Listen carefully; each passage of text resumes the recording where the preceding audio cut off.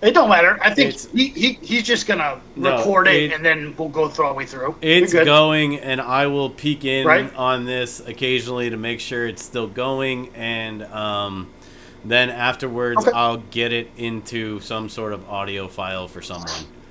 Um, or I might just Okay. put it up Cool. on YouTube because when I did a little test while you guys were bullshitting, it came out a little quiet. So hopefully everything's running good. Okay.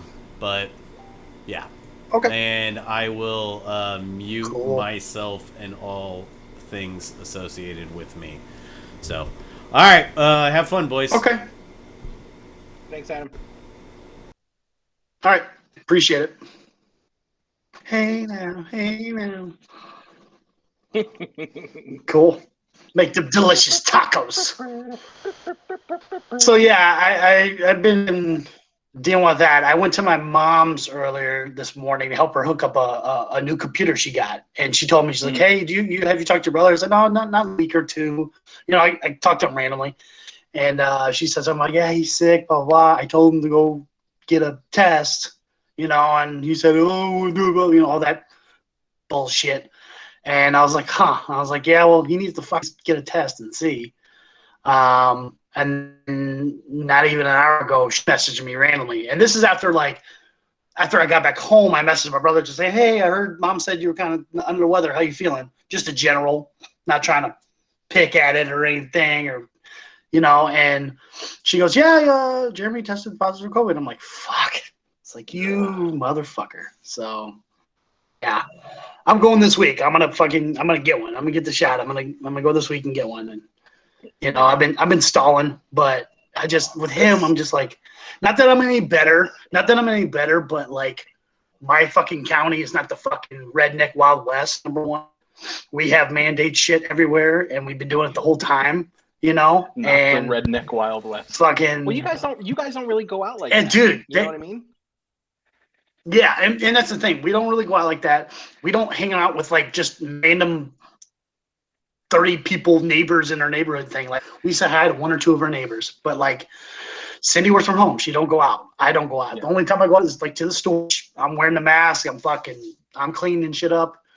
Yeah. And I keep my distance from every fucking buddy, even still now. And then little man goes to school, and of course we keep him, you know, protected as best we can, you know. And Yeah. but dude, they're just fucking Wild West. They're none of them, and they all think the same way as him. So none of them are fucking worried about even wearing a fucking mask Yeah. or even the simple shit.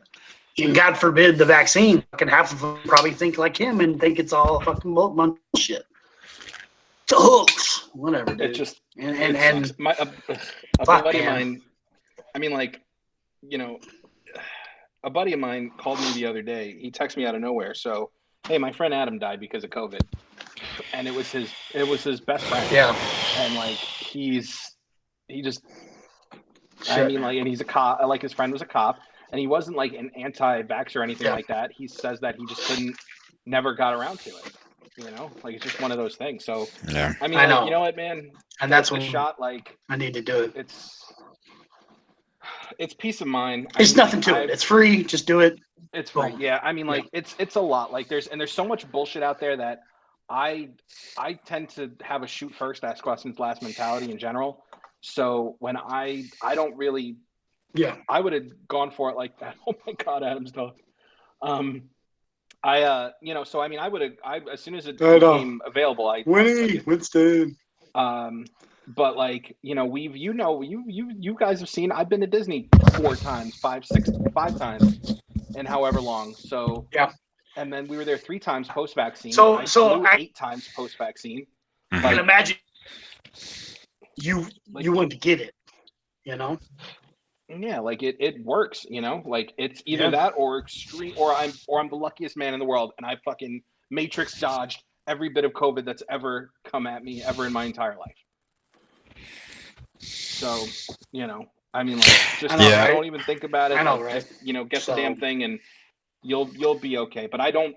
There's so much information out there that it can yeah. be really paralyzing, and you go, well, we're taking precautions and it's worked so far. We'll just ride it out a little bit longer, but like it's still Sure. picking people off. It's scary. But hopefully your brother Yeah. is okay. Yeah, and to be it's bad enough kind for of like him a to be a miserable, but enough for him to go. I can see how somebody that's 65 years old would be fucked the fuck up by this unnecessarily. Yeah.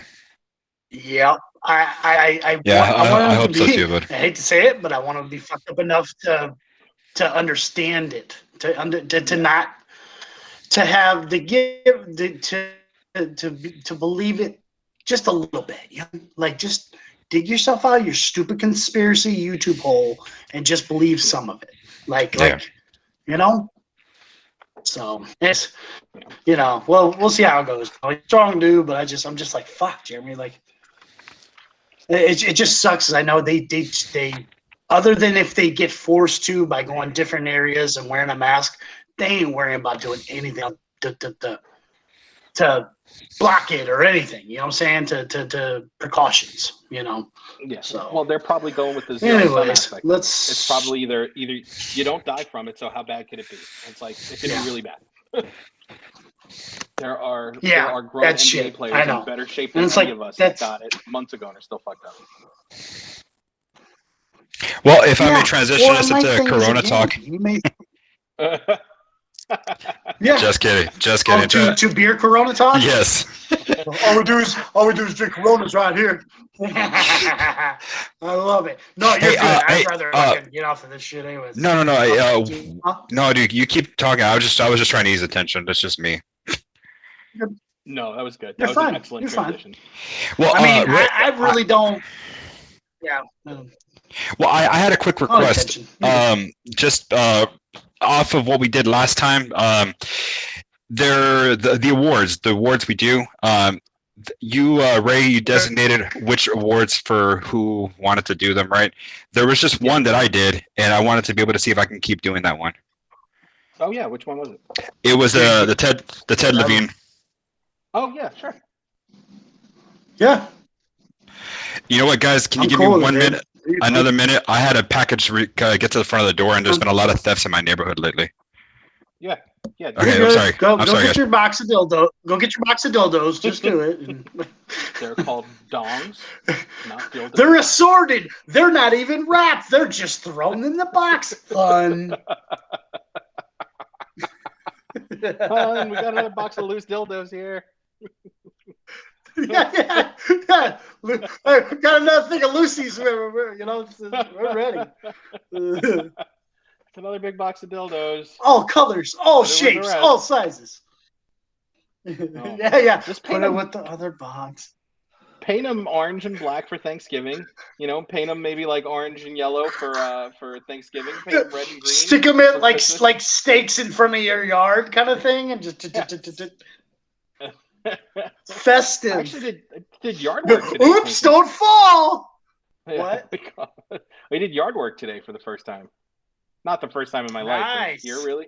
Yeah, we have some bushes. We have about 3, maybe 5, 6 bushes lining the driveway and like a little walkway path, and they were getting really kind of big, to the point where we're like, we get our lawn done every single week, so they can tell that we're doing something, but we need to bring those down. But that particular thing is being too much. Yeah. So we shaved them down. We bought this like $50 Black & Decker hedge trimmer. I was like, all right, I gotta keep in mind, this is not going to be that easy. It's not just going to cut through like I'm thinking like clippers are. And nope, I was wrong. It sliced through them damn things. It was really easy. So I'm just doing one-handed sometimes. Hey. Yeah, it was cool. Nice. Little thin cool. bushes. I wasn't cutting like branches or anything, but it was good. Oh, $40. I had to do. Hey, still pretty good price. I had some branch action I had to do. I cut the grass like once a week, but like I branches and all that were getting big too, like against the fence, the back fence, going toward creeping, like the branches will grow, they'll start going towards the neighbor's yard. So like I just got a thing of like hedge clippers, and I got one of those pull string poles so you can get up real high in a tree. So I got both of those, and I just fucking just go, dude. So all right, thanks guys. I understand that. So all right, how your dildos? We're talking lawn talk. Were they wrapped? Were they wrapped? No. Were they loose dildos or were they still in the packaging? Were they loose dildos or were they bubble wrap? Bubble wrap. That's something fun to play with. Is it like a Pop it in. of the month club? Because I got one of those. You got once you pop, you just can't stop. That's what I've heard. Both ways. Both ways. They have seasonal boxes sometimes, like the Kwanzaa holiday dildo box. They're all big and black. There's some free candles in there too. Festive. You know. Glad the white guy didn't say that. I feel great. I'm not racist. No. The Cinco de Mayo dildo box. Those are fun. They're all wearing little sombreros. Little Yeah, but they always get there a couple days late. Lazy Mexicans. I mean, damn. God well, damn. you should see the little balls that hang from the hat. That's what really makes it so festive. And only UPS delivers. I wonder why. I'm walking brown due for you, Tank. That's where the joke was going.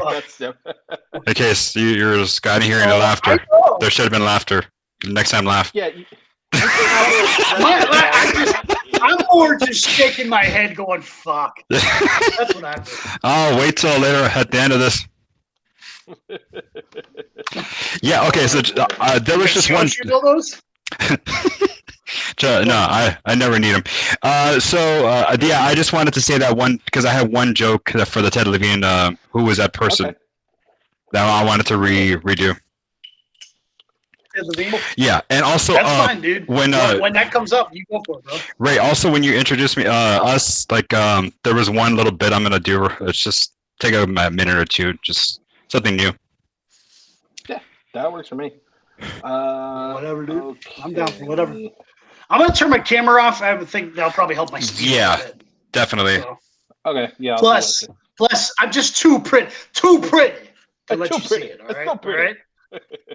Tuck your dicks back in your pants. I'm turning it off. I will not. Somebody call Adam. Yes, you will not tell me. Because I have an innie. I have an innie. Well, maybe it's reverse state. Maybe you have an erection then.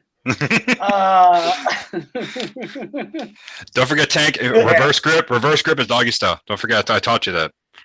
Yes, you did. Yes, you did. I learned many things with Mr. Basildou. It's great. He's a great teacher. You learn how to say my name properly, so thank you. That's great. Yay! Oh, you know I got you down, brother. I learned that a while back. Well, everybody says Basildou. Basildou. Oh, yes, because apparently everybody else is Jerry Lewis. So there you go. Lady, Basildou. Hi, the hey, the home. Oh, the Hyman. Well, my thing is, you look at your name just for a second, like more than 2 seconds, you can sound it out pretty goddamn easy, honestly.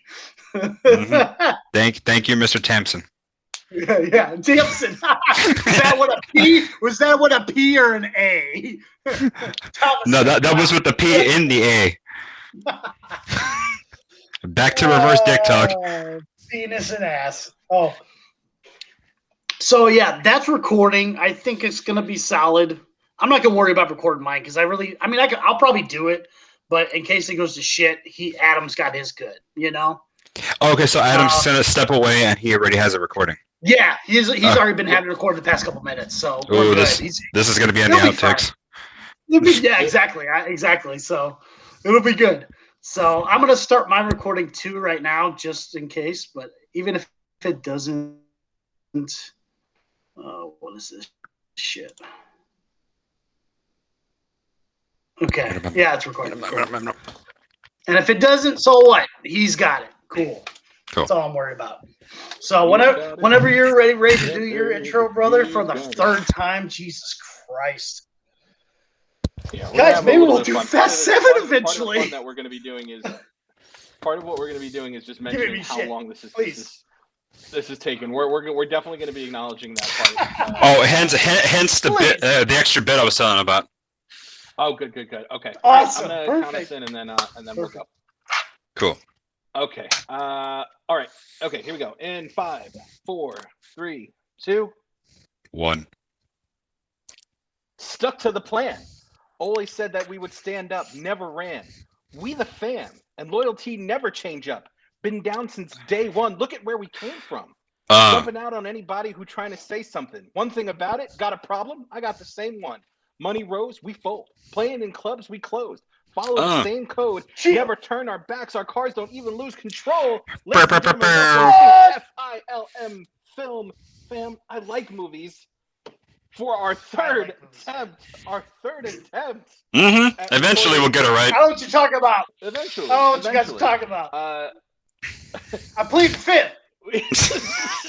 Tanky is in denial that this is our third attempt to record a podcast. Please do not plead for 5 recordings, Tank.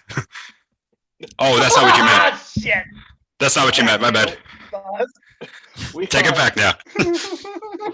We are here, and we are breaking down Fast and Furious 6. Dominic, Brian, Letty, Roman, Tej, Luke Hobbs, and Han, of course, Giselle, Elena, and Elena, some newcomers. Elena is in this one. Yes. For a couple minutes. And we have, full disclosure, let you guys in behind the scenes. We have been trying to do this one. We've actually successfully recorded this show twice so far. Actually, we've unsuccessfully. We've done the show twice. Well, no, hear it. No. You said it twice. You said it wrong. Yeah, we've successfully done the show, but unsuccessfully, I have not recorded it. Well, that's why I wanted to say welcome, ladies and gentlemen, one and all, to the newly renamed The Try Podcast. This is the Try Podcast is when the three of us, for some reason, try to and decide to record episodes 3 times. Doesn't matter which episode it's going to be. We're always going to do it 3 times. Why? Because it's fun. Nah. It's in our contracts? Nah, I don't think so. But after the 3rd time, shit gets real, mad real. You know what I mean? It's just like whenever somebody comes to ask me to take their picture, and I always count to 5, never 3, because the real emotions come out that way. They're like, "What the fuck is taking so long?" By the way, another name I thought for the podcast could be the Three Bears Podcast.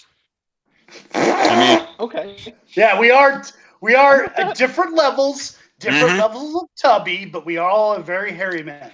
We eventually find one that's just right. So, or we could have brought our buddy Dave Rodriguez, my brown brother from Sequel This, also another podcast from the Sequel This, from Podcast Network, our Speakeasy Podcast Network. And it could have been called Three Bears, One Dave. Adam's gonna pop later when he edits this. Yes, that was for both of you. Yes, and Adam. Yes. So and Adam. So we got Ray, we got Tank, we got me, Boz, or just with all the bear talk going wrong, you can just call me Chrissy Bear. So guys, how are you doing? I'm doing good. I came up in tribute and in homage to what Tanky does on the JDP podcast. I came up with nicknames for you guys. Ooh. That are related to the show. I just think they're funny. So do it. I will. So I didn't come up with one for me. But I did come up with one for Chris. A womp babaloo bump, womp puzzle do. So Joshua, which one of you is Tootie? Which one of you is Fruity? Thompson. Well, wait, what was mine again? What was mine again? Sorry. Tanky, you are Josh Tank Thompson. Tank. Was that also 3 times? God, guys, come on. And I will be, and I'm just me. I guess I can come up with one for me. I'm just me. To rhyme. I'm just me. I'm just like me. I'm only human. You are just like me. I'm only human. I'm just a human being. For all the people out there, for the worlds of Fear of a Black Hat, a mockumentary about a fictional rap group called NWH, and Fast and Furious movies. For those 2 worlds, this is your moment. Your diagrams are intersecting right now, and you own it. Never happened. See, you are our guiding light. You guide us through the tunnel, the ray of sunshine, if you will. Get us out of this tunnel. Come on. Yes. I love it. We're done. I love it. All right, so we're here to talk. It's McDonald's. About I'm loving once again to talk about Fast and Furious 6. Came out on May 24th, 2013, which was over 8 years ago. Coincidence? I think not. So this movie made had a production budget of 160 million. Its opening weekend was 97 million. Domestic box office was 238. Worldwide box office 789,300,444 dollars. or $1 for every time we've tried to do this podcast. So Yes, Mm. absolutely. Millions and millions of dollars. For the Millions people and at millions home, it's time to take a shot every time we reference the other times we tried to record. You will get Yes. fucked up. You will. You are, yeah. So following their successful heist in Brazil, Dom Toretto and his Brazil. criminal crew have fled around the world and are living peacefully. Dom lives with Elena. His sister Mia lives with Brian O'Connor and their son Jack. Giselle and Han are together. Roman and Tej live in luxury. And meanwhile, The Rock's character, Luke Hobbs, and Gina Carano's character, Riley Hicks, they open up the film by investigating the destruction of a Russian military convoy. And they describe what happens, that they hit like thunder and disappear like smoke or something. And it strongly implying that it's Dom's crew, except, first Or Thor. it's not. It is not Aha. crew. It is a crew led by a team of their doppelgangers, led by Yes. Owen Shaw, played by. And they end up capturing their stunt double.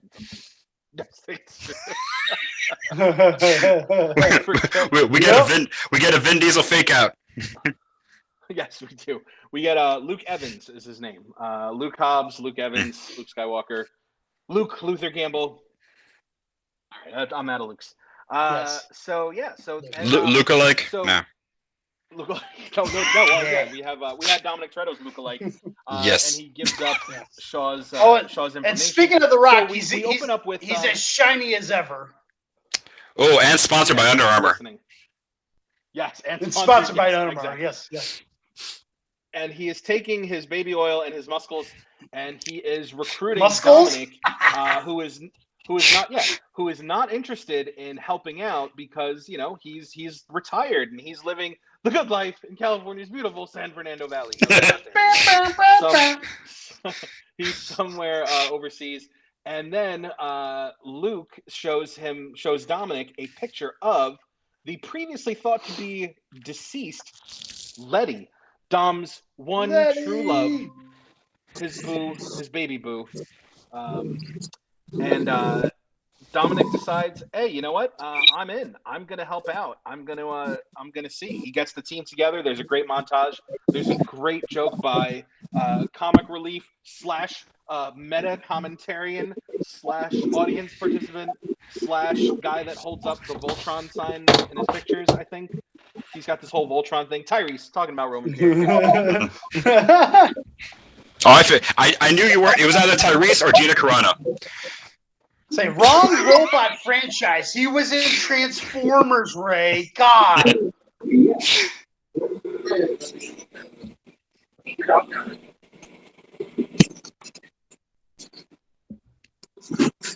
There we go. I lost my network connection, but I'm back.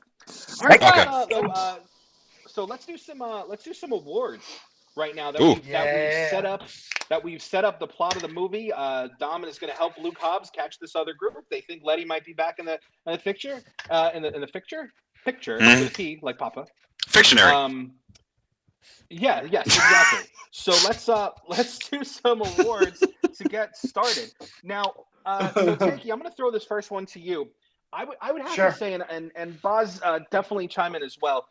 I think it's not really argued. I think there's a consensus here that this is really where the series goes to they say it in every movie, goes to a whole nother level.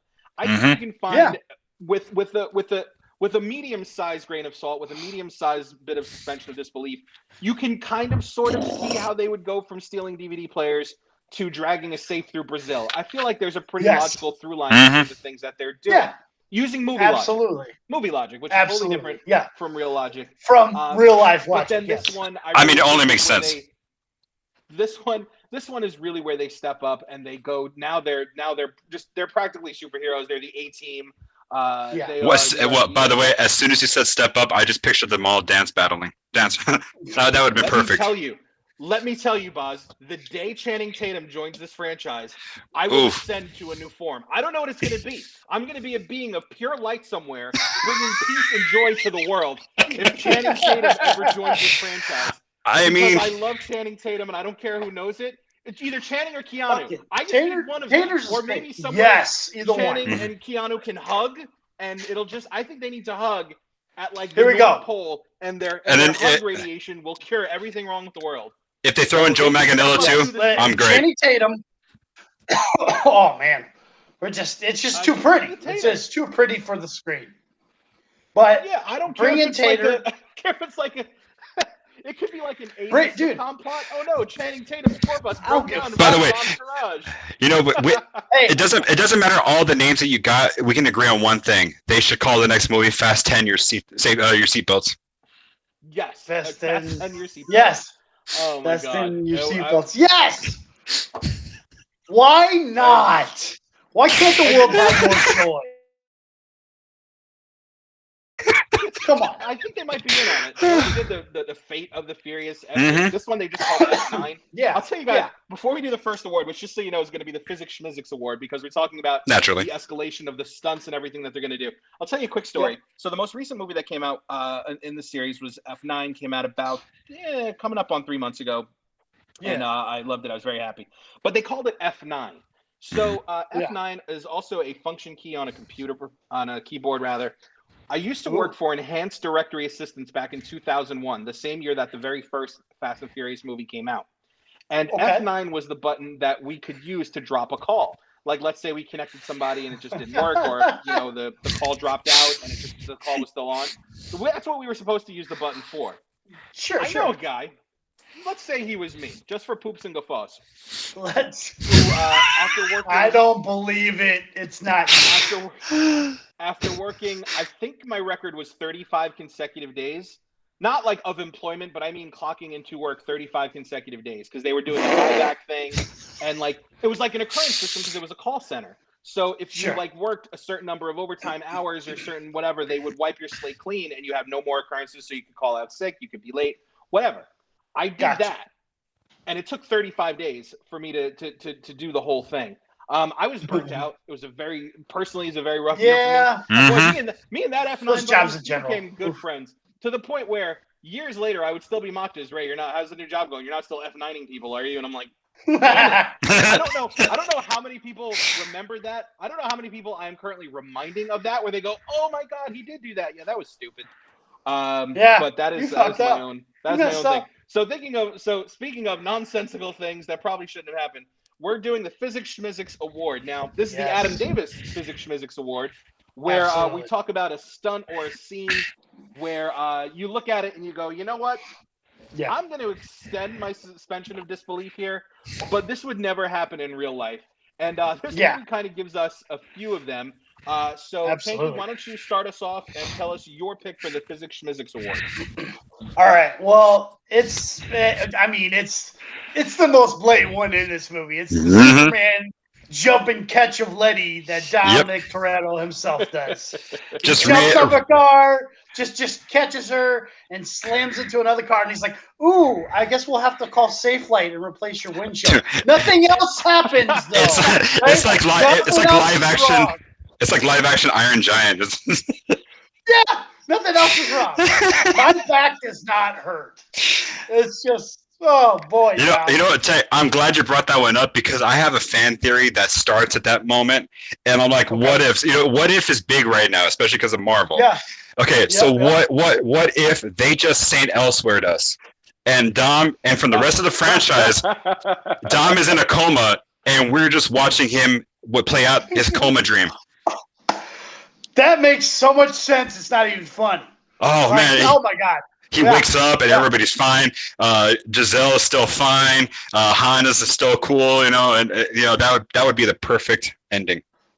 But I would want it to be him in a coma from the end of the very first movie, where his car wasn't it flips or something. He gets hit by the truck after passing the train. Yep. Like from then he's like, and Tyrese was there, and like just wakes up. It's Wizard of Oz. Wakes up in a bed handcuffed. With keys in his hand. It's like, for the you're going to jail. Yep. And So he wakes up, the Oz, cops what in is your front pick of for him, and physics? they chuck a DVD player right on it. Like, this, Yes, just yes. see what happens. They just show him like a Sony CD Discman, and they're like, "You're going up the river for this, Credo." because he's got a shock-proof Sony Walkman, the big yellow. And he's like, what? It's not 2021? What the hell? And then Brian walks in, looks at him, and says, "Still a Buster." Yes, and then he walks away. And then somebody gets a Nextel chip, and Ja Rule starts playing somewhere. Just the most 2001 thing forever. No, he's there when you call the on trial in jail, and then he just leaves. Or actually, no, Ja Rule's in the universe. I forgot. Okay, so Ja Rule is in there. Yes. Ja Rule is secretly an undercover cop watching O'Connor's back the entire time. That's how he wakes up from the coma. Been on it the entire time. You know, like, come on. It writes itself. Monica was my code word to let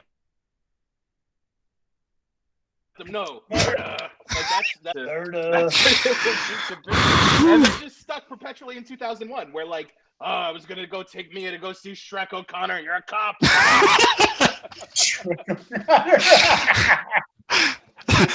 And everybody's sitting around him watching Dragon the Bruce Lee story. That's right. Listen to Joe Budden's debut album. Fuck it. And Vince, and maybe they can finally bring back Leon. And Leon's like, I can't go to jail. I need to find out if Ross and Rachel get together. Did he get off the plane? Did she get off the plane? Yeah, that was before you. And then like they bring in Vince, and Vince is in the middle of watching Marky Mark as in Planet of the Apes. That came out that year. Oh man. Like Letty is busy watching Scary Movie 2. And I need that. I need that desperately. I need them all to go back to 2001, where Vin Diesel, Dominic Toretto is in a coma, and that is the saint. That is the saint elsewhere. And somewhere for no reason, Alien Ant Farm is playing Smooth Criminal only because I need to bring up the American Pie series at least once every couple of days, or it's the best version. I won't let the painting of me out. All right, the some 41s, you know, just bring it all back. Yes, exactly. We're way too deep right now. So, what's your pick for Physics Schmizics? Oh, mine would be the world's longest runway. Okay, so I looked it up. I looked it up. 13-minute runway scene would be about 18 miles long. I will concede that's exactly what it was. That is 100% exactly what it was. You can't tell me otherwise. That's 100% what it was. Yeah. Of course not. I do numbers. You have to agree. Hey, for they got some roads in Brazil.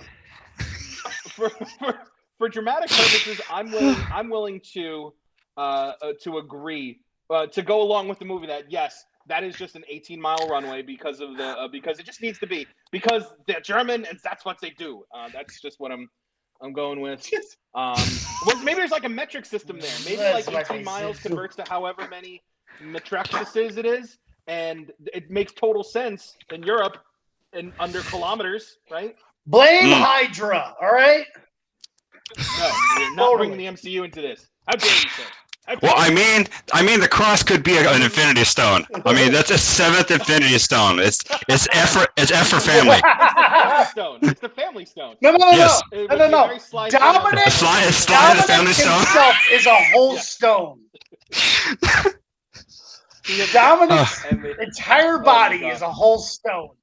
The family stone, yes. Yes, I'm for it. So split them open. Split them open. He's a chrome stone. Because this is our third go around, I'm gonna take the piss on some of my picks here, just to keep it moving. I'm gonna take my physics award, and I'm gonna move that to Roman physically having that plane turned around at the beginning of the movie instead of hanging out with hot models in Macau. Because at the point of the time when this movie came out, I was single and I could be that a is dirtbag. unrealistic. Come on, man. Vin Diesel could have waited.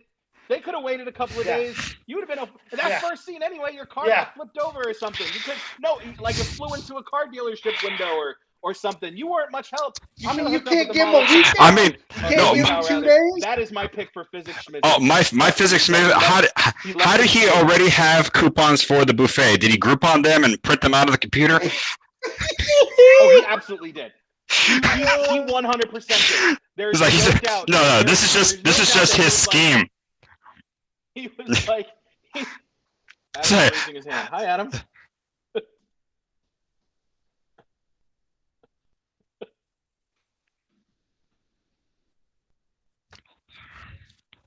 We did though.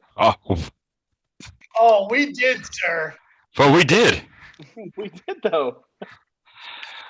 But not Emma Stone. Wait, did you say Emma Thank you, voice. Stone, though? That works.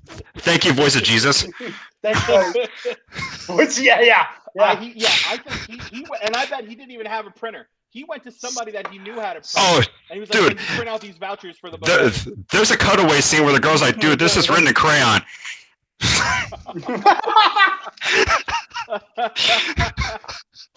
It's like, what? Was this Good for one. kindergarten scissors? What is this? It's like good for one free hug. He goes, "Can you blame me? It was worth a try, right, baby?" And then he does his Roman thing. No. All right. All those pieces of papers. All those pieces of papers just said, "Do you like me?" Circle yes or no. That's all they said. That's every single one of them. That's it. They just all say, I'm not going back to Barstow. Yes. Yeah, I'm not going to that. All right. So here we go. But hey, it does come around because they're hungry, so he goes to feed them. Yes, that's true. It's constant. It's food thing with them. Even though Han is the one that's always snacking, but we'll get to that. All right. So as we go over in London, Shaw's hideout is found, but it's revealed Too bad to be we a don't trap have great distracting value. them police Great while value, Shaw's crew Christopher performs Lambert. a heist oh my god! At an Interpol building, Shaw flees my car, detonating his hideout, and then they get into that car chase that we were referring to, where Roman goes flying into the thing. Letty shows up, confirming that Hobbs is telling the truth. Dom gets out of his car to confront her, and then Letty shoots Dominic without hesitation before escaping. And then back at the headquarters, Hobbs tells Dom's crew that Shaw's stealing components to create a deadly device that can shut down all power. You blind a soldier in a fight, he dies. Say it 3 more You times. blind a country for 24 hours, and the damage will be beyond belief or whatever. So Letty has amnesia, which they don't necessarily find out about that until Brian goes to learn more about that. Which, you know what, that seems like a good time as ever, because I love talking about this scene. It's one of my favorite scenes in the entire series, and that I think goes us into not necessarily. I think it might be time for the Ted Levine Award, and Ted Levine's That Guy Award, where we discuss a well-known actor that maybe we don't know the name, but we know we've seen them around in so many different films. And Buzz, I think we're going to start off with you for that one. Oh, well, it's the character. The character's name is Ja, I believe his name is. He's the one that's beating the shit out of Roman and Han. Mm-hmm.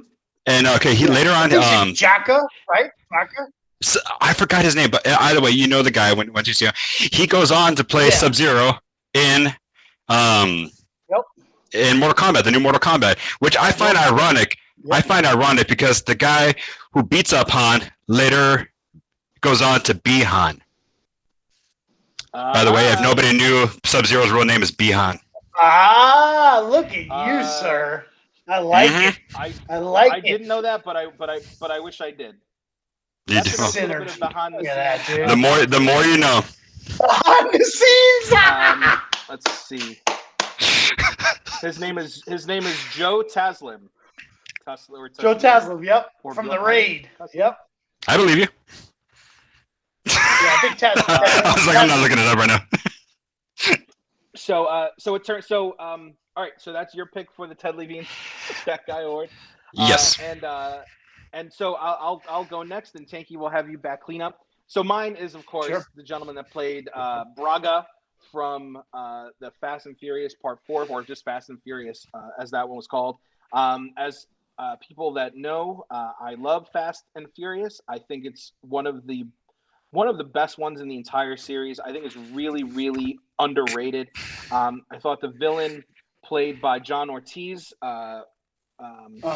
is just so he's just so underrated, but he's funny. Absolutely. He's kind of evil. He's sneaky, and they had this great reveal. Like it really was a slow burn for him as far as how they revealed it. It was a bit of a twist. Brock. And him being the bad guy, yeah. And he's been in a bunch of movies. He was in since then. He's been in Oh, yeah, Bumblebee.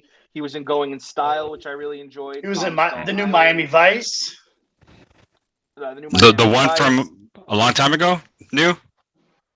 05. Jamie Well, you Foxx know, and the Colin Farrell. newest, we'll say. I was about to say that's a long time ago, but Playbook he was in. Sure, but you know, it's the newest, you know. It's still. The You're most right. It's recent, we'll say that. for our Saint Elsewhere theory, it's new. Yeah. Yeah. Exactly. It's 4 years away from coming out. So that is. Hey guys, you seen the show Taxi before? All right, sorry. Christopher Lloyd. Anybody seen Heat? Mad Scientist. I want to talk about Heat. Guys, let me tell you about this actor, Charlie Chaplin. Let me tell you. This young up and comer. No, and then you don't say anything because it's silent films. That's deep. I see that. That is deep. Tanky, what is your pick for the Ted Levine That Guy Award? So mine's gonna be the little rat weasel motherfucker Stasiak, Shea Wiggum himself. Yeah. Great Yes. character actor. He's been in a ton of shit, but he's just a little shit that fucks with Brian during the film, during fucking Fast Five and this film. And I just love how Brian just goes, "Hey, I don't give a fuck about your nose. Here it goes." You know, just bam. Can I give a slight tangentially related? Can I give a slight spoiler to Fast 9, Tanky? Tell me he's in it. Okay, I'm taking my headphones off. I'm not gonna say that. I'm gonna say maybe this isn't the last we've seen of him. He's fucking in it. Yeah. Maybe. Oz, come back. I'm done. Now here's the thing. Tyrese has got to do it. Hey guys, I'm back. Sad truth, but he's got to do it. Anyways, yeah. Boz is back. Don't worry. Everything's good. Yes. Yeah. Baziak. He's No. the Boziak. Boziak, we're back with Stacey. It was a really good. That's a great pick, Tanky, because that leads up to a real. They don't. Well, I always question that scene just logically because they were never really close in part 4. I don't know why. It just made more sense for me to see Hobbs do it, or I get why they want to have the connection between Brian and Braga. And the best part was Brian being able to get Braga to monologue. He just did his best Incredibles act. It's so good, yeah. Yeah, I loved that part. And I loved the whole scene, but I was like, okay, that doesn't really connect well. But other way, fuck it. I'm trying to find logic in this scene out of everything else in the fucking movie, so I let it go. Yeah. I think think part of it is I think it's twofold. Number one, primarily, I will say that they don't typically do. This series doesn't necessarily do suspense. They don't really build up to big dramatic reveals twists like that or anything reveals. This series is about as subtle as a headbutt. But what I did enjoy about 4 and about this one in particular, and it's kind of been absent since the rest of the series, really, is just that tension and that suspense. And Braga is one of the few guys that we don't necessarily get to see what happens to a lot of the villains. Like technically, like Hobbs, the villains after they get captured. He wasn't necessarily. What the fuck is Verone? I mean, Shaw later on, he's kind of a villain, but he's not necessarily the villain. They don't let him be a villain for very long. Braga is a villain, but he's also unrepentant. He almost has it, and that brings me to part 2. So you're right, he does monologue a little bit, but I would think that there's something within a villain type of person, something wiring in their brain where you have to let people know how smart you are. They have to. They need to have that kind of explain it. Yes. I'm still waiting for Cole Hauser to come back. I would not. He's too busy. He's too busy on Yellowstone. He's fucking crazy. But Tanky, you know what it's like? And Boz, I'm not sure if you watch the show, but I know Tanky does, and I do. But there's an episode of Brooklyn Nine-Nine. Oh no, I do not. Okay. So there's an episode of Brooklyn Nine-Nine, Boz, where beloved actual human angel Sterling K. Brown is playing hometown hero question for murder by by Andy Samberg's character, who's a police detective. Us. And the whole episode, It's so like good. Sterling is not, he's no selling the cookie. Like it's a very different kind of episode for something that's usually slapstick, very silly. But Yeah. this one was fairly simple, and ultimately, spoiler, Samberg, Jake Peralta, he ends up breaking him by claiming that it wasn't a perfect crime, it wasn't a true murder.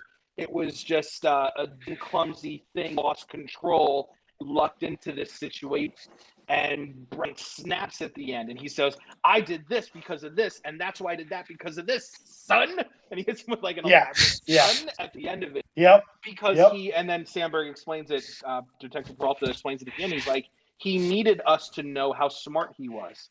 And it drove him crazy, the idea that we thought that he just dumb lucked into it. And I think maybe that's the thing with Braga. Maybe that's the thing. I think so.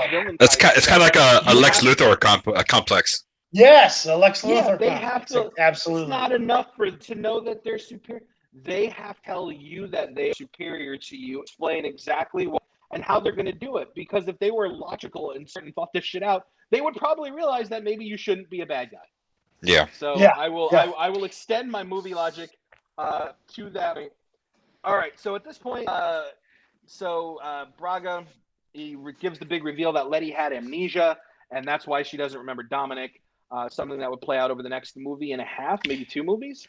Oh well, I'm sorry to cut in, but just before we get too far past, I'd like that they had a callback to Too Fast, Too Furious with the EMP guns during the first chase scene. Oh yeah. And it's like because Too Fast they had the what was it, like a EMP cannon that shot projectile, like went to the car, and it shot the electrical system. And in this one, they did the same thing. Did it. And and they cut off Tyrese's car and Han's car, and almost got Brian's car. But Brian goes, "No, I've seen this shit before." And he's he transporters to swipes it off of his car. Yes. He's like, I've seen this shit before. Yep. I did not remember that part. So yeah, man, it's so awesome. Yep, it's a good callback. Like you said, it's good little callback. It's nothing too serious or big, but you go, oh, it's cool that they go, hey, we're using these again, and this is what Brian learned from that. Yep. So, oh yeah, dude. Are those real things in real life? I don't know. They might be. I would imagine if they are, it's probably more military based. But maybe I don't know. That might be true. All right. So, some form of EMP. Maybe it didn't shoot and go into a car kind of thing, but there's probably some type of EMP thing you can knock out a computer of a car. Mm-hmm. Possibly. Probably so. Mm-hmm. So. All right. So yes, sir. As the movie rolls on, the next thing that happens is Dom challenges Letty in a street racing competition. They have this big conversation about all their shared history and their different scars, and I like how Dom says the DR. That always tickles me. And then the bad guy, the big bad Owen Shaw, shows up, and they have this very good talk. And they did like I said at the beginning, they did a great job of setting up. It's almost like the Mortal Kombat mirror match, where they are just sort of comparing philosophies and ethos and whatnot. How Owen Shaw's code is precision, and Dominic's, stop me if you've heard this one before, is actually family. Did you know about that, the whole family thing? Oh, that's what this whole thing's about. Family. It's a very hidden underlying theme. You have to pay attention to several of the background guys. Oh, it was from this franchise? No, I don't think that's right. I think it's from Riddick. It might be. I think that might be true. By the way, I have another theory that Riddick is actually Dom's family from the future, because that way his race is Furion, so it could be called the Fate of the Furion. Dude, I'm so fucking in. Please give it to me now. Inject it into my freaking veins. He's like a long lost ancestor. That way they can get into space. And then there's a witch, and then the last one, Witch Hunter of Vin Diesel, comes out, and okay, sorry, I can't do that. And he can only escape her by skiing somehow through the forest. And then there's a talking tree in that forest. Yes, and Ice Cube's in it. And sorry. Who's just been waiting on a call since 2005. I really liked the third Triple X movie. I'm not gonna lie. Really? All right, Still they haven't have- seen it. So they have a good conversation and good, nice chat. But they have a lot of cool lines there, and I think that's going Yeah. to bring us to the best line It's like a award. freaking wrestling promo, I'll you take. know? It is, and I'll the lead on this one. I like when Dominic Toretto says to Owen Shaw, "Your brother never taught you about threatening a man's family," and I kind of like that. I thought that Yeah. was that was pretty cool. You know, the family thing. Obviously, Yeah. it's a punchline. It's been memed to death, even though it is something that they're very serious about it. But I think the fact that it is so mockable is because it is as universal as it is. I think deep down, people appreciate that about the series. Yep. So I enjoyed that. Boz, what was There's your a pick form for of best line? sincerity. Oh, also, before you do Yes. it, Boz, before you do it, we had to make sure to say the correct name of this award. The best coolest line, Roman's We Hungry Award, aka the Wizard of Boz Best Line Award. Gotta get it right, Yes. guys. Gotta Thank get you. it right, guys. The nerve of me, my God, that's why How Tanky, that is dare why you you, are sir. invaluable. Look at Tank leading us through the Yellow Brick Road. Hey. I tell you what. Okay, That was so like a Steve Kerr shot in the Bulls, 96. Ooh, taking it back. And we're both white as shit. no, All right. I would have gone with the Spurs 03, but thank you. That's just me. Okay. Well, also I do love the line because it hints out that we got the big bad brother coming in the next movie, and but for my favorite line is big ass forehead. Tell the big ass forehead story. Okay, so at the end of the film, we see The Rock coming to meet the team, and the team is now in LA, in their Vin Diesel's LA home, and you get Tyrese and you get Ludacris cooking, and then he's like, he sees The Rock coming up, and he yells out to Mia, "You better hide the baby oil." He yells back at him, "You better hide that big ass forehead." And then we get a. Oh yeah, okay. All of that was actually ad-libbed by The Rock, and it was legit response from Ludacris doing that spit take. That spit take. Oh, it was so sincere, and I love that it was. And it was great because we get to see The Rock chirping like The Rock used to in WWE. Yeah, he was just quick and to the point. Yeah, pick up them Jonan skills, you know. Oh, and then quickly, one more line right after that. You see Dom meeting up with Elena after Dom is now with Letty, and it's like, man, that's got to be awkward, but sexy as hell. Yeah. I think it's this movie, and where I think this is the last interaction that that Elena and Dominic have, because I think she's in 7 briefly. They have an exchange in 8. Oh, okay. Well, before the events of 8. Okay, I get you. Yes, you're right. There's a moment where she says something like, she tries to initiate a conversation with Dom, and it's kind of like left off very quickly as, never mind, or not yet kind of thing. I'm wrong. No, they have a scene in 7. It's when he goes to visit Hobbs, and he goes to visit Hobbs in the hospital, and Elena comes out after she was just visiting him. Okay, so I'm jumping ahead. Okay. Yes. All right. So okay, did we all get to give our Tanky? Did you give your line? No, I didn't. But it's pretty much mine. I think. I mean, just Letty, and it's gonna come as podcast spoiler, but Letty's just the fucking MVP of this fucking movie. I don't care. But pretty much, my favorite, coolest line is her going to the fucking that big beefy, freaking muscle guy on Shaw's team and going, "Don't make me come over there and make you team pussy." And I'm just yeah. Dude, it's just so random. But she's like, you look at her, you go, "Yeah, I believe her. Yeah, I believe her." So it's so like dope, no, that checks out. I feel like that's something she's capable of. I was equally humored and turned on. So just absolutely. Thank you, Letty. Awkward boner. Anyways, speaking of awkward boners, I am the Segway king. I didn't even know I was doing it. Did your box of dildos get there? That's you, sir. No. The Don't you Mafia turn it Builders around have on me. Not a rise. Phrasing. Phrasing. Yes, phrasing. We're gonna dive right into the best action scene, and we're gonna talk about the awkward boner with, of course, Letty and Riley. Is it Riley? Yeah, Riley fighting, and that incredible scene. That's gonna be my pick for best action scene. Oh man, it's so good. It's so good. Take They it. just What's your pick? well, number one, you just know they fucking kicked ass in that scene. They Wait. they put their all in it. You know, Is this the daddy got to go to work? Daddy's got to go to work Yes. award. Yes, sir. Yes. You missed the alley-oop, Tanky. Yeah, I know, right? I didn't do it.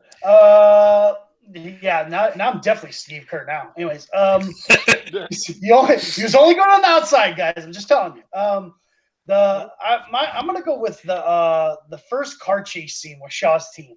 That's my biggest. I just again and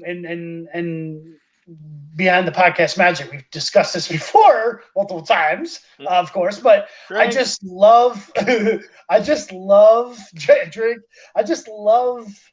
the practical stunts, the car flips, the crashes, the gun action. It's like a whole mess of action. It's a great cavalcade of action. Yeah. Yes. Smorgasbord. Because we have The Rock.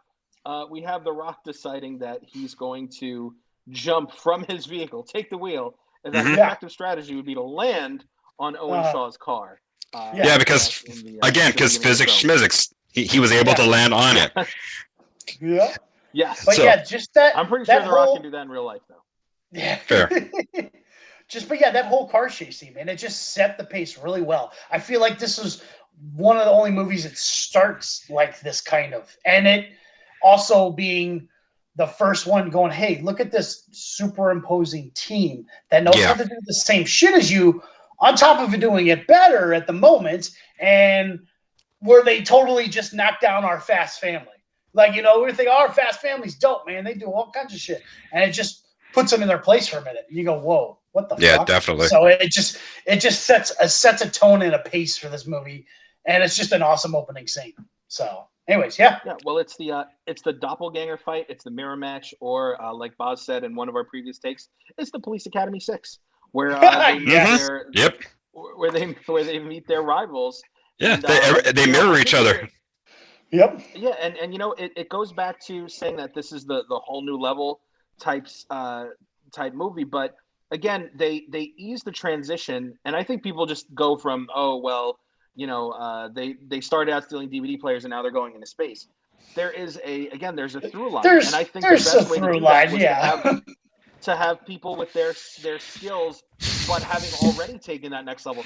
Who's to know if the next step for Owen Shaw's crew, if they would have been victorious, maybe they would have gone to space, or stopping stopping submarines with their bare hands. So it's an interesting kind of thing where you mentioned fake Highlander. Maybe this was a little bit of Fast and Furious Highlander. Maybe if Owen Shaw's team would have won, we would have had the evil doppelganger version of, the Fast family doing a bunch of bad things. Absolutely. Nice. Absolutely. Yeah. So we move on. Wait, no, we don't. What about Boz? You gotta get Boz there. Oh, you gotta give me a spin. How dare you, sir? Let me take the wheel. Let me take the wheel. So okay, take the wheel. Sorry, I just got me thinking of a GIF on Facebook. Never mind. Anyway, so if I could build off of the tunnel fight scene that you're talking about, every time I see that fight scene, I always laugh because I picture myself just trying to get to work. And I'm just trying to get to work, trying to hit the tube, and these two women, as beautiful as they are blocking me. I have no PTO left. I can't put any extra overtime. These poor people are just like, I just get so frustrated. You think there's a version of, like, they're almost like an equivalent, like a London equivalent of Chunk from the Goonies, who's lied to his boss so many times. And he's like, no, I'm telling you, this time they were fighting all over the place, and there's this Asian fellow fighting alongside a black guy, and they were fighting, and one of them really didn't want to fight that much. I'm telling you, it really happened. Did Michael Jackson come over to use your bathroom? Yeah, like, and they're like, oh, it's England, so it'd be like, did Robbie Williams really come to use your bathroom? You know, like I think that would be great. That's a good movie series in general. Is people in real life greatly inconvenienced by these shenanigans? Yes. You know, Yes. The cleanup crew, basically. Yeah. Like yeah, MCU's I feel Damage Control. Yeah. Yeah. They tried like doing a there's show like that a- with DC. It was like the superhero less people, powerless, I think it was called. Yeah. Powerless or Powered Jennifer, or something like that. Ron Funches, Jennifer Hudgens, I think was in it too, and Yep. Alan Tudyk. Vanessa Hudgens. That's what you're thinking of. Thank you, Hudgens. Hudgens. So okay, that was for the tunnel fight. I agree with you on that one. Also, but for me, it was the fight in the plane at the end of the movie. So we get we get the LOD moment. We got the Doomsday device. Yes, it was so great seeing that. Also, we get to hear Mia say, "Scream at Dom, no," again. Because what a family! Nice.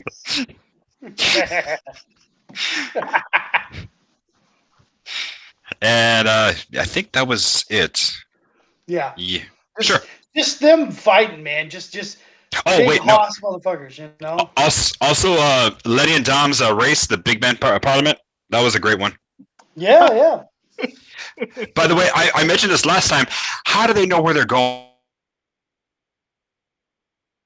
There was no end of the race line. There's no GPS to tell them which way to go. You know, they're just driving through London, terrorizing these poor people. And GPS, by the way, they're in. Yes. Their hearts. All right, it's love. I All was right, just come gonna on, say, you don't need a global positioning satellite when you have family. And then you have Hobbs all of a sudden at the spot that they stopped the race at. He knows apparently where the race is at. Yeah, that's weird. Owen Shaw, I get why his crew knew where because they followed him. But I was like, that's pretty good timing, Hobbs. Either way, you know, it was still great. He has a tracker on. The tracker. That's true. That's true. Oh yeah, true. Well, Owen probably has a tracker on Letty's car, so yeah, I guess there's the logic right there, I guess. Fair. Okay, but there's still no. On Tanky's car. That's right. Stop watching me go to number 2. No toy store. Stop it. Damn it. Oh man, like Tanky, they deliver now. Let me get my licorice panties in peace. Why do you want to buy them in pieces? Just get the whole set. Yeah. It's like he just licks the hand, puts it together, and builds it his own. Absolutely. Oh boy. Keyword licking. So the things progress. They're stealing components left and right. They've managed to track down the whole crew, and it looks like a big triumphant thing. There's a great big fight scene or chase scene rather, just a huge action set piece done on a bridge where we get the infamous line from Ludacris that will live forever. Tanky, do the honors of saying the line, please. What does it say? They got a tank. Is that the one? There we go. We got a tank. They got a tank. And they end up capturing Owen Shaw and everything. But then we get our plot twist where it looks like where it turns out that part of Shaw's crew has gone to kidnap Brian O'Connor's baby mother and Shaw looks like he's going to walk free, and he's looking right in Letty's direction, and he says, "Coming, babe." And then we get a camera angle focus shift, like a little and it turns shift, out that Gina Carano's character has been working with the bad guys the whole time. And we get some really good raw emotion from Brian. We get to see the little things that I love about Tyrese and Paul Walker's characters, where they, wherever it looks like Brian is going to have a situation that he needs to take care of, Roman is always taking one step towards him or the first one to get up and stand with him, even quicker than Dominic sometimes. And it's always been a touch that I appreciated in that in the series. The characters are distraught. Luke Hobbs has to make a decision where, yes, they got the component that they needed to stop the bad guys from being able to cause global terrorism or terrorism on a global scale. But, it's about family, and we can't negotiate. We can't let them just hold on to, Mia O'Connor. Yep. and in exchange for this, that's just not how they're going to do things. So And- The Rock and- lets and- them know that. And a funny thing, sorry to butt in. Funny thing about the whole Roman compared to Dominic when it comes to Brian is I feel like, of course, number one, they grew up together, kids kind of thing. But I also feel like Roman and them, Roman and Dominic both had angst against Brian for being a cop in different ways, different times in lives. But I feel like with how Too Fast and Furious went, they worked through that. So like him and Roman are like copacetic as a motherfucker, you know? So by the time, and I feel like him and Brian or Dom are always like, they're cool, they're boys, they're brothers, but they're always been kind of on and off with how they've dealt with how everything went down in the first one. So I feel like their bond is stronger no matter what. It's just not shown as much as Dominic and Brian, because Dominic and Brian are the two main characters, you know? Yeah, because you wonder if Mia and Racing were in the picture, would they really be friends? Yeah, exactly. Yeah. So- And But the other Roman thing and him is, would. I also think if we're and this is part of the fun is to actually examine the characters, their motivations, and not just go Break LOL it down, space. you know? Is Yeah, exactly. you know, Dominic doesn't necessarily take a lot of responsibility for his actions. He's not exactly No. Tony Stark when it comes to causing damage and shrugging it off with a smirk and a quip. But he doesn't, it's his fault that he got into that trouble. It's his fault that Vince is dangling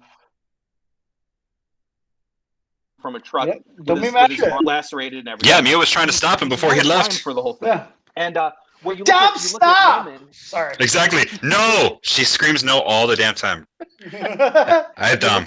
you look at I'm Roman's glad character, she and progressed. Oh, boy. Roman and Her eyebrows did. Roman and Brian have that heart to heart. The second one where he's like, I would have, where he accepts responsibility for his own actions as far as why he ends up in jail. Yeah, exactly. Sorry. Maybe at a certain point. Yes. He's talking about Mia's eyebrows. Yeah, you said somebody said she progressed. I'm like, well, her eyebrows did. God, listen, she had some very unfortunate 2001 eyebrows. Mm-hmm. I think that's when Dominic wakes up from the coma. When Okay. wakes up, he's gonna see her eyebrows and go, Mia, I got a suggestion about your eyebrows. I brought it back from the future. Before anything else, Mia, let me tell you about your eyebrows. If he wakes up and it's 2021, he looks at her eyebrows and like looking at the lines of a tree trunk, he's able to distinguish that it's not 2021 without even telling you. Anybody telling him. It's present day. Yeah. Look at her eyebrows. It's present day. Mia, those eyebrows are very progressive. You're doing great. Dame Helen Mirren is in one of the. Just take me to jail. So I think that's one of the cool things that Roman took responsibility for his actions, and Dominic never really does as far as that. He's still really mad at Brian in the fourth one because, dude, you did this. I don't. Yeah, you're a criminal, motherfucker. It sucks that he lied to you about being a cop, but you're still a criminal, dummy. Like. Yes, exactly. Welcome to Tank Scold's popular movie characters. Vin Diesel. You're a criminal, dummy. Next. Hey, John Wick should have just stole your fucking. Should have just stole your Mustang, stupid. Wouldn't have killed your dog. Anyway.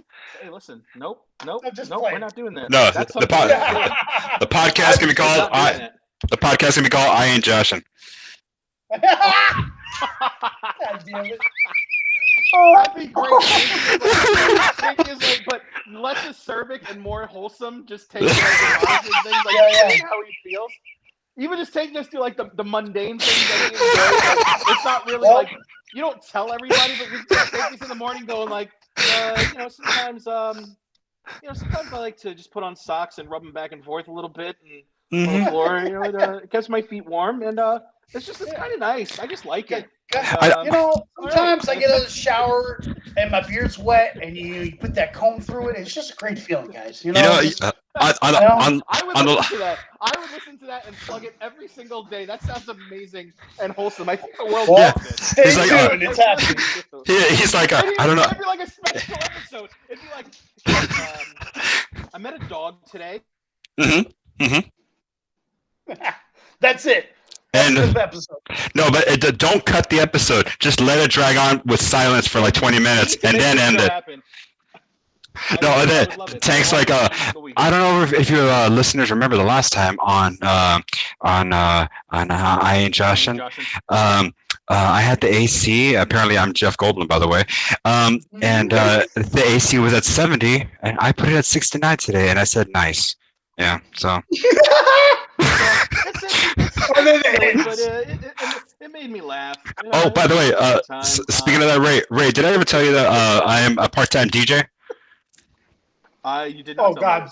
I don't Yeah, even know where this is going. My DJ's name is DJ Def Goldblum. And the best part of that joke is when there it is. See, the best part about that joke is when I first came up with it, it was on the fly. So, God damn you, Buzz! You son of a bitch! Anyway, I'm not getting good vibes from that bit, Bob. I'm gonna have to tell you. It's okay. I'll guide you through the lost world. Don't worry. Okay, just to wrap up. I appreciate that because just to wrap. If we can't get that energy out of there, we're gonna need a holy man. Just to wrap up this podcast pitch that we've had. Number one, this is happening. Number two, I'm thinking more Bob Ross than Jeff Goldblum. You guys in? I want an episode where Takey goes. So today, I did it again. I put chips inside my sandwich, and you know what? I really like that. I didn't have any pickles, and I needed some crunch, and the chips do it every time. But really, you deserve chips in your sandwich, guys. I would love for Tank just to walk around and do real life Bob Ross it. You know, it's just like I would put some trees over there, you know, and I would put little birds over here, and yeah, that's the world according to Tank. They're like happy little mountains. On the road. He goes to like Walmart or something, and he says to the cart wrangler, like, "Listen, man, you got a tough job, but you're doing great. There's like, I don't have to worry about pulling to a parking spot, and there's a friggin' shopping cart there, man. Like, and then they turn around like, I don't work here. I'm just stealing carts. I just like blue shirts and khakis. I'm taking this cart home. Get on my way." Dude, I'm so in. I am so in for this. You guys are gonna be laughing so hard when I start sending you voice memos the next week. I'm just gonna start sending voice memos to you guys. You're like, "What the fuck is this? What is this 30-second clip?" And I'm just gonna be sitting there going, "Guys, I did it again. I put two sweet notes on coffee, and it just works. Right. It just works." The I Like Liking Junk Drawers podcast. It's just the next level. I'm just Tanky, just appreciating life in real time. I would just love it. That would be amazing. Absolutely. And then people will try to milkshake duck you, and they'll be like, "I don't know, man. He's pretty cool." Like, you got nothing. He's a pretty awesome guy. Let's just let him do it, you know. All right. So, anyways, we are officially in the Soul Asylum. Runaway train, never coming back. So eventually, third time we'll do this. All right. Hey, a Segway train, never going back. Wrong way on a one-way track. Sorry. So as we find our way back to the movie, you know, that tangent lasted almost as long as the runway scene in Fast and Furious 6, which no, it's still going. It is still going. Yeah. I'm a proponent of that. We of course have the heart-wrenching moment where Giselle saves Han. Giselle, of course, played by the inimitable Gal Gadot. Talented, passionate, beautiful. And I brought this up the last time, but I was not surprised at all by her death because prior to the movie coming out, they had announced that she was Wonder Woman, and I was like, "There's no way she can handle two franchises." So like, they were going to kill her off. Oh yeah, which is you know, I mean, it was it's a bummer when I think franchises in general are moving away from that particular trope of, oh no, the woman died so that the man can have motivation to do his thing. I don't think that was this kind of case because Gal Gadot is. It would make much more sense to keep her than to get rid of her. In that I think it was just random timing. You know? Yeah, and she goes down swinging. I like that.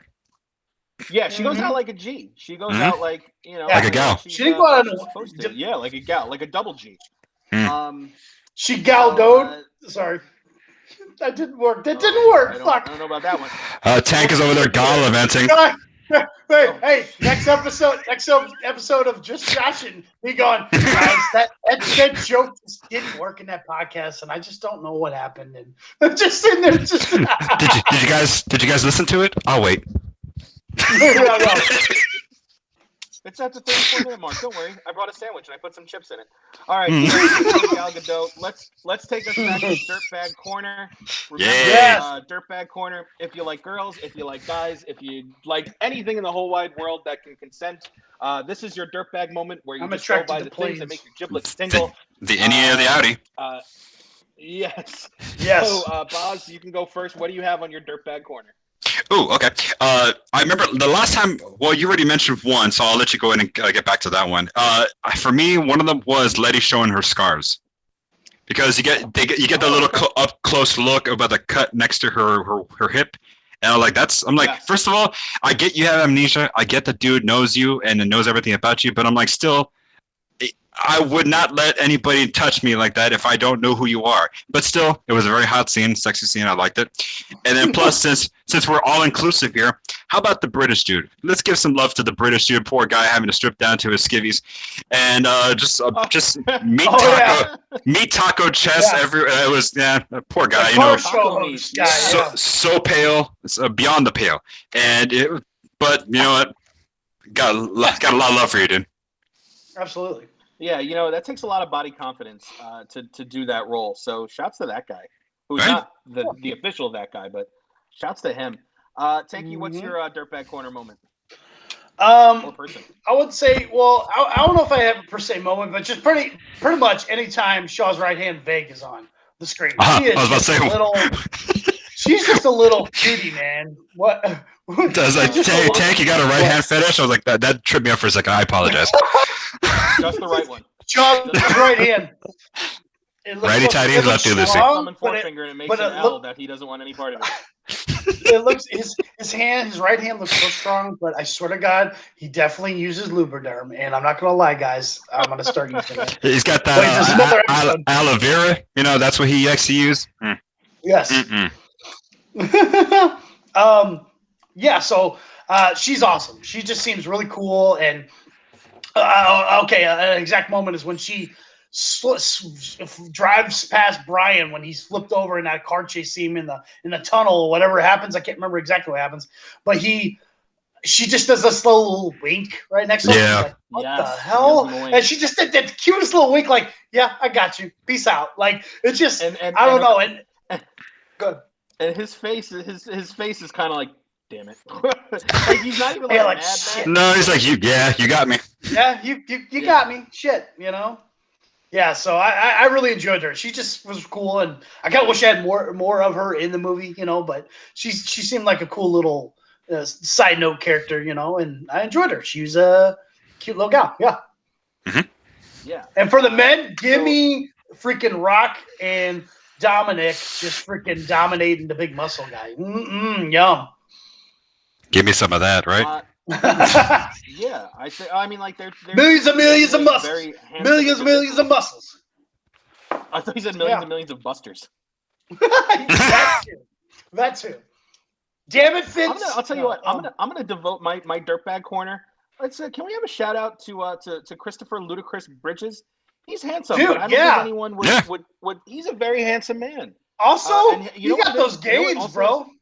Got those gains. Yeah, he does. Right. He does that. He's shirtless in the beginning of the movie. But here's something that is very attractive about him that probably goes underrated is his voice. He used to be a DJ under the name of Chris Lover. Yep. And he's very in command of his voice and his register and how to deep velvetyness. Yeah. So Ray, you gotta give him props for that. That's true. So yeah, that's true. So with Ludacris, what's your fantasy? It was coming. I was like, this son of a bitch got something up his sleeve. I knew it. Well, I gotta roll out a joke every now and then when it comes to Ludacris. Hey, you couldn't. Well, I mean, I'm not even gonna do that one. I mean, I'm trying to think of a good Ludacris song joke, but I don't have one. My fantasy at this point is just to sleep through. Google is a thing. I'm 40.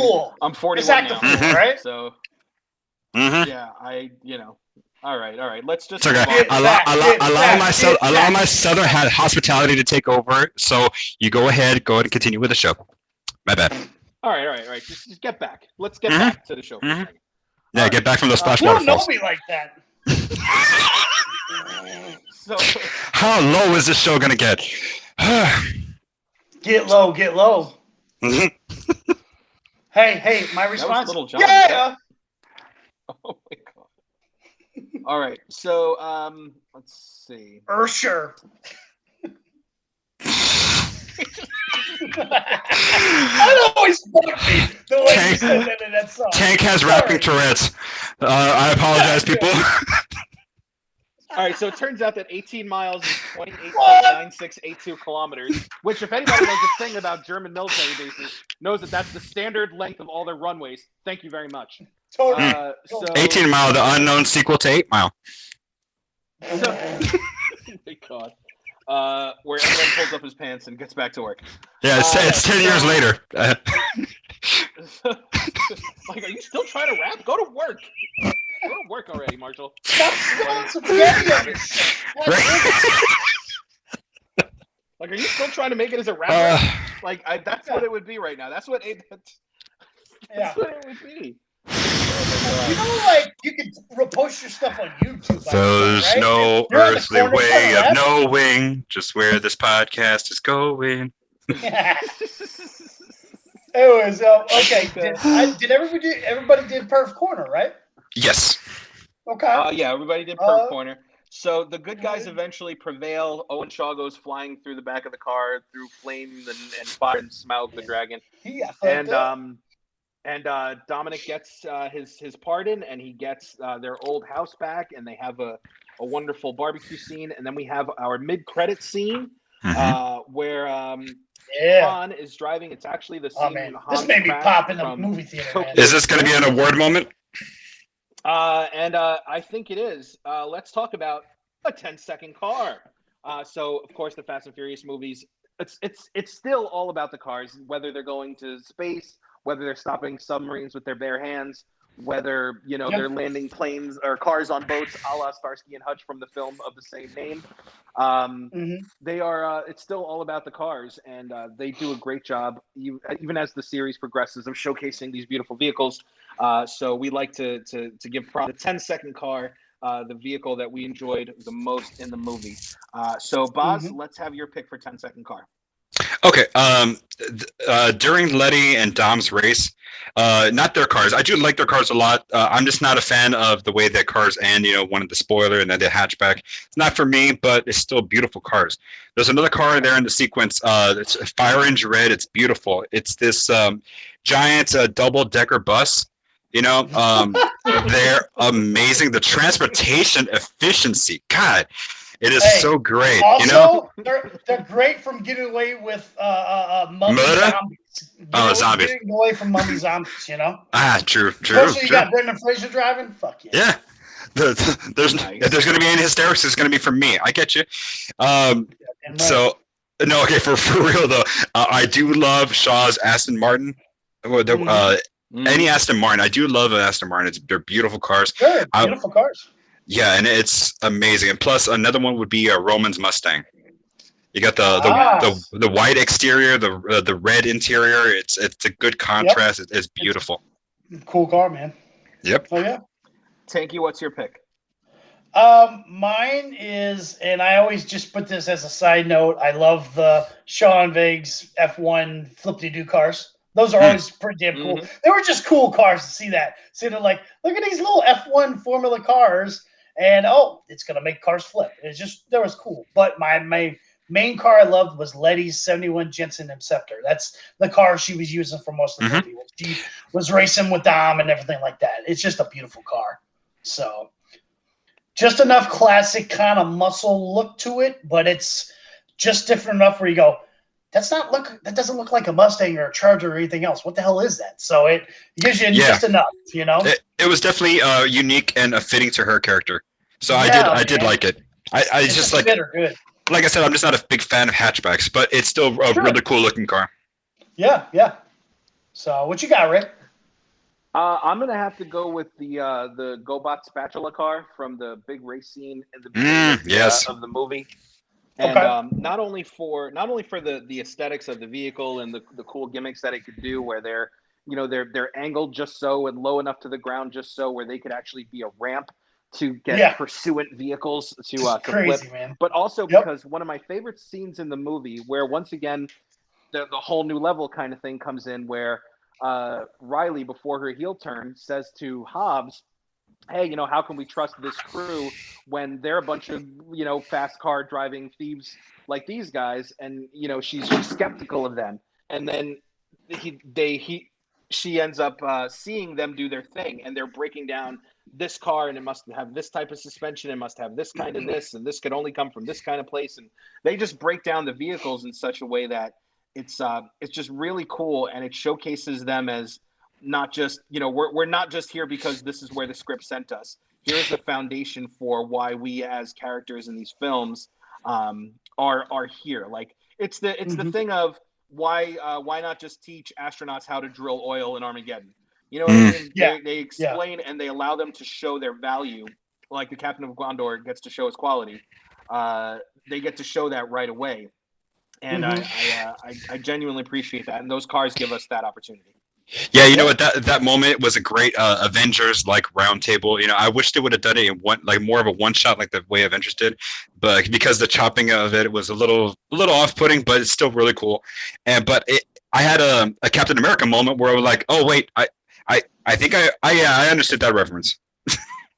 There was a few moments because there was a lot of high tech talk about cars, and I'm not a car aficionado, but yeah. I'm not. I called it a spatula GoBot car, so that ought to tell you what I know. And I understood, so we're on the same level. There you go. So what I know about vehicles. So now that's where the car explodes. Poor Han gets it again, and then we see somebody get out of the pursuant vehicle that causes Han's car to explode, and it is Jason Statham, who we would eventually learn to find out is Owen Shaw's brother, Deckard Shaw. And then cue the Wiz Khalifa, cue the 2 Chainz, and we hear our credit song, and thus is the end of the film. And so we've got 2 awards left, and it only makes sense that since the movie is over and it's getting time to go, that we go with the See Ya Award for the badass female moment of the movie. It's the Letty See Ya Award. For just these movies are they're masculine macho things, but there's also so many strong, capable, intelligent women in the movie where they're not just damsels in distress, they're damsels whipping that ass. So Tanky, why don't you take us through your pick for badass female moment in the movie? Well, sure, and it's a nice alley oop. Pretty much, it's Letty. Letty, of course, man. She's the MVP of the whole thing. She returned them back from the dead, and amnesia bound on some pick. She's her MVP pick too. Absolutely. I concur. Dude. I concur. This is her movie. This is her jam, dude. This is her coming back and just coming back strong. You get the little bit of the inclusion and the horrible death situation in 4, and then you don't see her or anything in 5, and most of us just thought, okay, she's done, and then we get that tease at the end of 5, and then goes into 6, and you're just like, dude, she's back, and it was just cool. Like I said, return back from the dead. She's got that, whole thing with amnesia bound, like she's freaking Jason Bourne, and then her eventually coming back to Fast Team, doing that awesome killer fight with Gina Carano, Riley Hicks, and she just had a great arc in the film. For number one, coming back after not being there for a film and a half, and then just having an awesome arc in this film. Yeah, so she's definitely the winner. So nice. So we got the 2 first. So Boz, we'll have you do the same thing. We'll have you pick your and I concur. MVP. It's the same. Both my MVP of the movie and her is she's the best female character, and like everything what Tank was saying, she steps up a lot as far as her character comes. She has a lot of growth in just this one film, and acting wise, her acting chops have gotten a lot better from the first time we've seen her, even from part 4. and she's able to, I believe, and convey that the way she conveys that she has amnesia. She's trying to learn everything again. She's conflicted about everything. She starts to remember some things, but it just feels unnatural to her. I'm sorry, it feels natural, but it's just everything she's in right now. It just feels weird to her too. And I really appreciate how she's been able to step up. Because I remember when I saw that little teaser at the end of 5, I'm like, okay, cool, she's coming back. That's great. It didn't mean a lot to me. I was like, okay, great. We get a character coming back. Where's this gonna go, kind of thing, Yeah, but she really, really, really stepped up, and she's been one of the best characters ever since. Absolutely. What you got, Ray?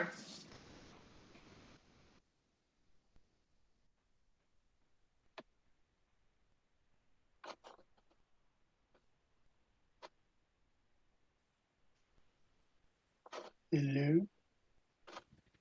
Oh, where'd everybody go? Oh, There I'm you here. go. You're good. Okay, we got you. We got you again. We got you. You're good. We can tie it back up. He was like, "See ya." Yeah. See Yeah, exactly, ya. as we had a plan. Yeah, and you know what? So to piggyback off that point, Letty's the linchpin for the whole movie. Again, she's not the damsel in distress. She is she's really important to the whole thing. She's not just Vin's motivation. She's exactly the linchpin to the whole thing. Not just the lost love, not just that. Yeah. And you're uncertain to her. You're uncertain as to what her whole point is. Not her whole point, but what her story is ultimately going to be, as evidenced by the big twist right before the climactic action scene, because you don't know if she's going to go with Owen Shaw, and then it uses that as the fake out to have the fact that they were never in the game because Riley, who was supposed to be working with Luke Hobbs, ended up working with Shaw the whole time. So that was really important, and you can't get to that point without having a transcendent and a most triumphant Ted appearance and storyline for Letty. So Boz, is she your MVP pick as well? Yes. Okay. So the Sia Letty Award, I'm going to go with that one as well, just overall. And plus for her being so gangster, is like, I don't know who this bald guy is chasing me. I'm going to shoot him. And she just shoots him. And then as far as the Paul Walker MVP Award goes, I am... Boy, I can't remember who I gave it to the first couple of times. So... I don't believe it was Letty. I'm gonna give it to Ivory. It's a black guy named Ivory. Why not? Ivory Award, sir. Yes. Nothing wrong with that. I feel like you know what? Of irony there. He deserves his flowers. Yes, well, also we did miss one award. The best cameo scene stealer, right? Yep. Hans Snecken Award. We can run through that real quick. Oh, okay. I'll go first if you guys are cool. Yeah, go for it. Which all right, mine is show category. Hell yeah, mine's my best cameo scene stealer. Hans Snecken Award winner is the L.A. Toretto house. I loved seeing it back. We didn't see it for a couple films, and it was the linchpin of the first one, and it just didn't see it in the second one, the third one, and it was just nice seeing it. And it was fresh coat of paint and everything, and just seeing the whole family dinner table in the back. It was just nice to see everything. Love that house. I'll admit, when I saw the house, I was like, oh, cool. But I also did a little bit of an eye roll because I'm like, really? They're choosing this house over where they were in the beginning of this film? Beautiful on the beach. Very true. I'm like, you wouldn't choose this gorgeous place? Yep. No, we're going back to L.A. Even Brian, I apologize to people who live in L.A. That's not a shot on you. I'm like, just comparatively. No, it's comparatively. No, I totally get it, dude. I'm with you, bro. I'm with you. Well, exactly. He says it, that there's exactly. There's this and there's that, but it's home. Yeah, it's home. No. Yep. Yeah. Ray, well, what is your choice? My choice. Okay, okay. Thank you. What's the name of the award again? I know that it's Hans Snecken Award, the best cameo and scene stealer. Best cameo and scene stealer. So pretty much, I treated it as the house being the scene stealer. It could be a person, it could be anything. If you don't remember, I remember who your choice was. I think I do too. Who was my choice Yeah. in the last one? It was Braga. Yes, Braga. Braga. Of course. I love Braga so Of much. course. Yes, of course you do. I know. Let's say, come on, Ray. That's your boy. There's only two other men that you appreciate more in this whole film series, but Braga's third. And it's us too. That's and really Look at you. Buzz, you have faith, but no. We're You know fourth what? and fifth, sir. Let's stick with what works. I'm gonna go with Braga again because I really enjoy him, and I think he's great. And I hope you popped, man, when you saw him. You know. I hope he comes back. I hope he finds his way. I really hope that it's like a reverse Avengers thing for the 9th and 10th movie. That Viper goes around and just does. Hey, it's not. It's again like Braga is the Loki. Braga's the Loki of the. Fast how about I got this Sinister Fast 6. Yeah, like yes, mother. That's like. I mean, I feel like that's Carter Verone's out. Make money. Sorry, what? Because they said that he'd be out of jail. Yeah, exactly. That's exactly right. Like there's got to be some kind of a Injustice League team up. There's enough of that for them to combine. All right, I guess it's less reverse bad guy Avengers and more so the plot for the 1969 Batman, and I'm okay with that. I really am. I'm 66. 66 Batman. 66. Pick up sticks. That was almost nice. So. Yeah, I've seen that movie way too many times. Let's say we got the Batman. They all get together, and Vin Diesel will have Bat Shark repellent. It'll be incredible. But that's if he doesn't. There'll be 2001. They're gonna race their cars. They're gonna jump over a bridge, and they're gonna land on a big pile of mattresses because for some reason there's a big ass mattress store having a big sale. Yeah, you're gonna get Jack LaLanne on top of a building while they fly over, waving at them. Oh, they're gonna get some wooden ducks. They're gonna be The Rock is gonna be running down the street with a big ass bomb, and there's gonna be a band chasing him the whole fucking time. I'm so excited. Thank you. Those are the only two outcomes I'm going to accept to the series. Actually, there's three. Channing Tatum in any capacity. Yes. The 1966 Batman ending, or Vin Diesel wakes up demanding to hear "I Tried" by Macy Gray, and 2001 there, and he's very excited about his favorite song at the time is Alicia Keys singing "I Keep on Falling in Love with You." Yeah. He's look, Lee Merriweather, Julie Newmar, Burt Ward, they're all still alive. We can get them back in there. Oh man. I think we need that. I think we desperately need to have the 1966 Batman villain team them up. I would be completely okay with it. I would be all right with that. All right, so I think, hold on, wait. You're forgetting. I get it. I talk so much. You forget that I didn't say anything. It's okay. He's got his pick. Go for it. Allow me to make a cameo in this award. Okay, so my choice was Elena because I feel like she is a criminally underutilized character in part 6 and 7, and man, she was great in 5.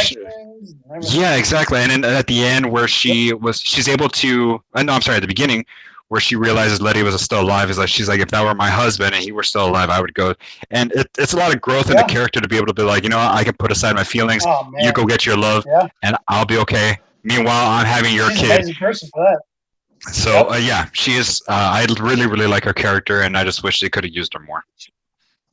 Yep. So I was going to wrap it up, and then. I was going to wrap it up, but then I thought of something that Boz you brought up. So let's hear your pitches. I want to hear your pitches, and there's been rumors floating around about an all-female Fast and Furious spinoff. Give me your elevator pitch for what it would be. And I know like the urge is to take the piss, but I'm curious to see like what you think like an actual good setting and storyline and plot would be for them. So. I'll go first just to spitball so you guys can sort of go for it. So I of course would love to see it. I try to think of you'd have to pick a sweet spot time when they're all still kind of around but you would need Letty to be in on it, and that's really the tricky part because Yeah. I think you go with the time in between. God, I can't even say 4 because Letty dies sort of right away. Yep. Okay, how about this? Here's my pick. No, because Elena doesn't show up till 5. Shit. All right. I know, man. There's It's no way- hard. there's no way to include the 2 of them. That's Yep. really hard. All right. So if I No, have to dude, pick, you can't include all the I ones say- you want. I say we have. God, you know what? It's really difficult. tough because it's tough. I think you'd have to go with the crew now. Maybe you add a couple Yeah. people, Mostly. but maybe Yeah. you know, I think you have to go with like the Letty, Mia, Ramsey crew Yep. because I would love to have like Elena be in on it, but if she's in on it, that means that Hey, Letty also can't bring back, because it would have to be some time before 6. Eva Mendes. Eva Mendes. She comes Yep. back as kind of the Hobbs person in this situation, you know? Yes. Yep. Yeah. Have her She's come like back the for Amanda kind of Waller. mission for them. Yeah. Oh, not the Amanda Waller. Bringing Dame Helen Mirren. You got to get her in there. That's true. You yeah, know? I think you do. Get a nice little crew in there. I don't know the circumstances, but that's who I'd pick to be in there because that you just can't get Gal. She's gone, and Elena. You know, because and I don't think you bring Gal back. I feel like no. at some point some of these people have to. Well, have you have Yeah, both of you guys seen have both of you guys seen Black Widow yet? Yes. I have, yes. Okay, they mentioned in the movie where the guy specifically used women, sadly, because he feels like they're underappreciated or not looked at as seriously as men, and which is total bullshit. Mhm. But I think it would have to be a situation like that where they would need women to go undercover, and men wouldn't look at them twice because they wouldn't think that they were anything to take serious, and then that's when they would be able to blow shit up from the inside and show them how much they can fucking kick ass. Hell yeah, I'm digging that. Like, there's a lot of shit going on right now where that could be a plausible situation. I'm in for that. And again, you got the right amount of people. You got, Mia's kind of the Brian of the group. She's like Reddy's the Oracle. Dom. She's like an Oracle, almost like a Batgirl. But we also got I keep forgetting her character's name from Ramsey. Ramsey. Thank you. Yeah, Ramsey does we got those tech two stuff. Mm-hmm. Yep. You got Dame Helen Mirren. She's kind of like the one. The financier. The financier. Get the crew people. She's like kind of helps them gather stuff up. Well, it would be the kind of thing where you bring back Eva Mendes' character, and because she's the government person that tells them that almost like a female Mr. Nobody, like a Mrs. Nobody. Yeah. And says, like a mixture of Hobbs and Nobody. Yeah, like it has to be off the books. We need you guys to do it to infiltrate this thing. And all the men in your the group connect are is so going to be goddamn Helen Mirren's known. character, so that she can get you like the supplies and the tech and all that stuff.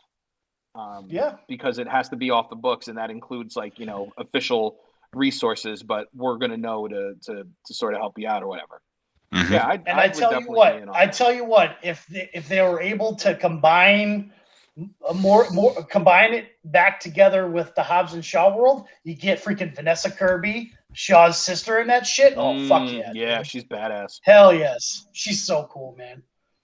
So it's like, dude. Yeah, she was a really cool character. So, I enjoyed her a ton. Mm-hmm. So I enjoy her in general. She was awesome in the Mission Impossible movie. Like she's awesome. So yeah, she was great in there. Yeah, man. Yeah. So yeah, that's not the full pitch that you were going for, but I think that's a good start. So yeah, boys. Or Vin Diesel wakes up and it's basically just the plot of Charlie's Angels. Cameron Diaz, Lucy Liu, Drew Barrymore, because that was the last thing. And I can play Bosley on the road that day. And you could play. Goddamn right, you will. Bosley, yeah. Velvety voice on that speaker, sir. Yes. Hello, angels. Bosley. Yes. I feel like that's typecasting, but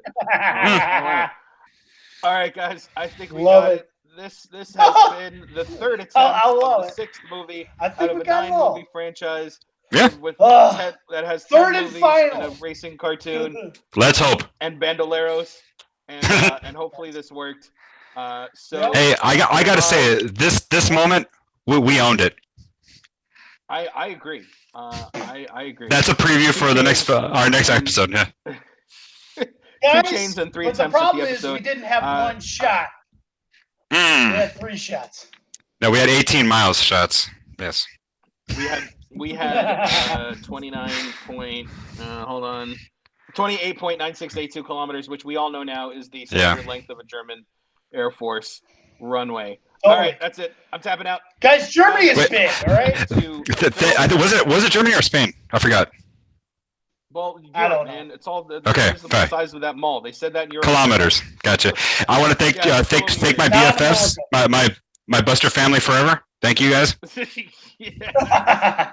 Buzz, thank you so Yes. much for Fast and Furious. Love it. Thank you, are wonderful as always. And I, of course, am Love you, brother. Ray. I guess I've got no cool lines here. This has been Film Fam. I like movies. A Later, JDP/ILLT crossover. Salute me, familia. See you for Fast and Furious Part 7. Hopefully, it won't take us 3 times to do that one. Yep, And I'm we're- with you. Hopefully not. Cool. Yep, Cool. cool. Awesome.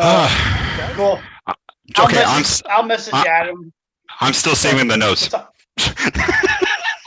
Yeah. done. Please save your notes. Dude, I still have them from a year ago. These are the same notes I had from a year ago. Yep, same here.